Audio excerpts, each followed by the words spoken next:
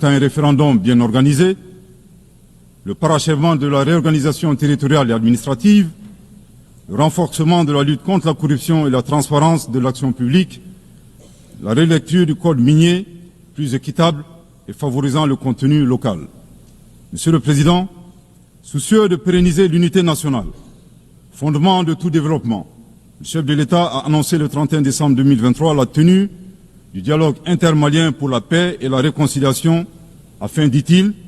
d'éliminer les racines des conflits communautaires et intercommunautaires dans le but ultime de réconcilier les communautés. Respectant une approche participative et inclusive, le dialogue intermalien qui s'est déroulé en 3 phases, communale, régionale et nationale, a permis aux Maliens de l'intérieur et de la diaspora d'échanger en toute transparence en vue de trouver des solutions endogènes de prévention, de gestion et de règlement des conflits. À la différence de l'accord pour la paix et la réconciliation issu du processus d'Alger, dont certains groupes signataires ont ouvertement basculé dans le terrorisme et qui était devenu un prétexte pour certains États de s'ingérer dans les affaires intérieures du Mali. Le dialogue intermalien a permis aux Maliens de laver leur linge sale en famille sans aucune interférence extérieure. Après la fin de l'accord d'Alger le 25 janvier 2024, aujourd'hui, le dialogue intermalien et ses recommandations officiellement remises au chef de l'État le 13 mai 2024 demeurent le seul cadre de règlement des conflits internes. Nous réitérons un appel à tous les Maliens à s'inscrire dans cette dynamique de réconciliation, une étape indispensable au retour à l'ordre constitutionnel apaisé et sécurisé grâce à l'organisation d'élections présidentielles. Sur le plan de la lutte contre l'insécurité, depuis que les forces de défense et de sécurité maliennes ont lancé des actions offensives de manière autonome, de nombreux succès ont été remportés sur le terrain de la lutte contre le terrorisme. Toutes les régions ont été reprises des mains des groupes terroristes, notamment la région de Kidal, le 14 novembre 2023, à la suite d'une opération militaire mémorable. Aujourd'hui, les groupes terroristes ont été sérieusement affaiblis. Les forces de défense et de sécurité sont déployées sur l'ensemble du territoire national.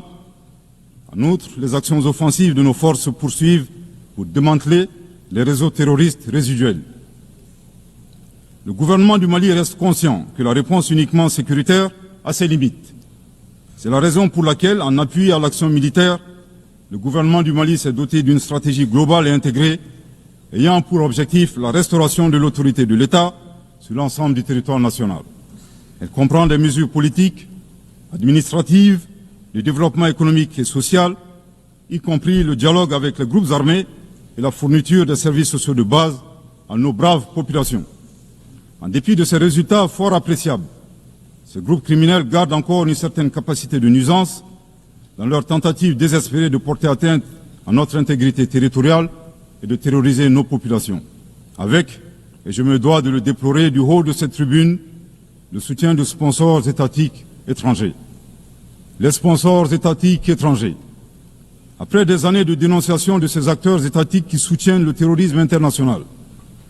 les autorités ukrainiennes ont violé ouvertement et de manière inédite la Charte des Nations Unies, ainsi que les conventions et résolutions pertinentes des Nations Unies relatives à la prévention et à la lutte contre le terrorisme. Lorsque des officiels de ce pays, ayant confondu la scène internationale et la scène de théâtre, ont avoué la participation active de leur pays à la lâche attaque terroriste ayant visé une patrouille des forces de défense et de sécurité du 24 au 26 juillet 2024 à Tinzaouatin dans la région de Kidal. Monsieur le Président, au regard de la complexité de la situation au Sahel, et motivés par leur seul désir de prendre le destin de leur pays en main, Leurs Excellences, le capitaine Ibrahim Traoré, président du Faso, chef de l'État du Burkina, le colonel Assimi Goïta, président de la transition, chef de l'État du Mali, et le général de brigade Abdourahmane Tiani, président du Conseil national pour la sauvegarde de la patrie, chef de l'État du Niger, ont dans un premier temps institué l'Alliance des États du Sahel, une architecture de défense collective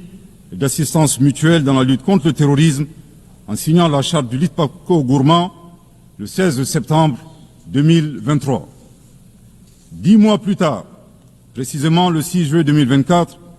les pères fondateurs de l'AES ont souverainement décidé de transformer ce mécanisme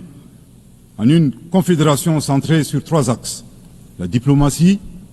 la défense et le développement, avant de parvenir à terme à une fédération. En si peu de temps, des résultats édifiants ont pu être obtenus dans la lutte contre le terrorisme grâce à la mutualisation des moyens de défense, des opérations militaires conjointement menées et un engagement sans faille à éradiquer le terrorisme. C'est la raison pour laquelle les États membres de la Confédération des États du Sahel ont adressé le